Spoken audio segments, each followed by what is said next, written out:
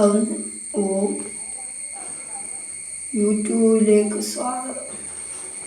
സൗന്ദര്യലഹരിയുടെ 20ാമത്തെ ശ്ലോകമാണ് ഇനി വായിക്കുന്നത്.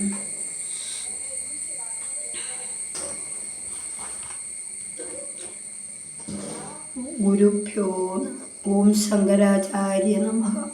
ഓം സദാശിവസമാരംഭാ ശങ്കരാചാര്യമധ്യമാ അസ്മദാചാര്യപര്യന്താ വന്ദേ ഗുരുപരമ്പരാം.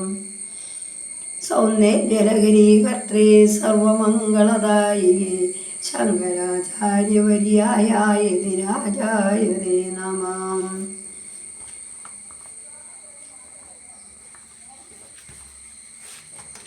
കിരന്തി അംഗേഭ്യ കിരണനികുരംബാമൃതരസം ഹൃദസ്ത്വാമാരാധ്യാധത്തെ ഹിമകരശിലാമൂർത്തിമിവയാ സസർപ്പാണാം ദർപ്പണസമയതി സൗന്ദാദീവ ജ്വരസ്പൃഷ്ടാൻ ദൃഷ്ട സുഖയതി സുധാധാരസിരയാമയീം.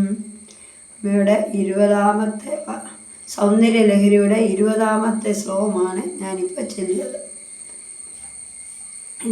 18 വരെയുള്ളത് ഞാൻ വീഡിയോയിൽ ഇട്ടിട്ടുണ്ട്. അതെല്ലാവരും കണ്ട് പഠിക്കണം.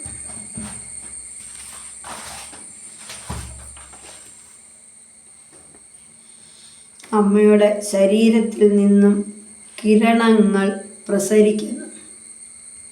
അമ്മയുടെ അമൃതരസത്തിൻ്റെ ആരാണോ അമ്മയെ ചന്ദ്രകലയിൽ കുത്തിയെടുത്ത ഒരു ശിലയായി ധ്യാനിക്കുന്നത്, അങ്ങനെ ധ്യാനിക്കുന്നവർക്ക് അമൃതരസം നിങ്ങൾക്കറിയാൻ പറ്റുന്നു. അങ്ങനെയുള്ളവർക്ക് ഗരുഡൻ എങ്ങനെയാണാവോ സർപ്പങ്ങളുടെ അഹങ്കാരം ശമിപ്പിച്ചത്, അതുപോലെ തന്നെ ധ്യാനിക്കുന്നയാളുടെ ഒരു നോട്ടം കൊണ്ട് തന്നെ മാത്രം ജ്വരങ്ങളെ മാറ്റി സുഖം പ്രാപിക്കുന്നു.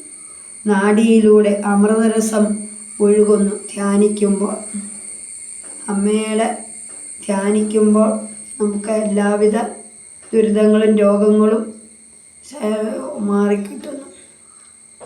അമ്മയെ നമ്മൾ എന്നും പ്രാർത്ഥിക്കണം, മനസ്സിൽ വെച്ച് ആരാധിക്കണം, അമ്മയെ പൂജിക്കണം, അമ്മയെ മനസ്സിൽ വെച്ച് ധ്യാനിക്കണം. സർവേശ്വരിയായ അമ്മ എല്ലാ ലോകത്തിലും വ്യാപിച്ചിരിക്കുന്നതാണ്. അങ്ങനെയുള്ള ആ പ്രകൃതിയായി നിൽക്കുന്ന അമ്മയെ ധ്യാനിച്ചാൽ എല്ലാ കാര്യങ്ങളും നമുക്ക് നേടാൻ കഴിയും. നമസ്തേ.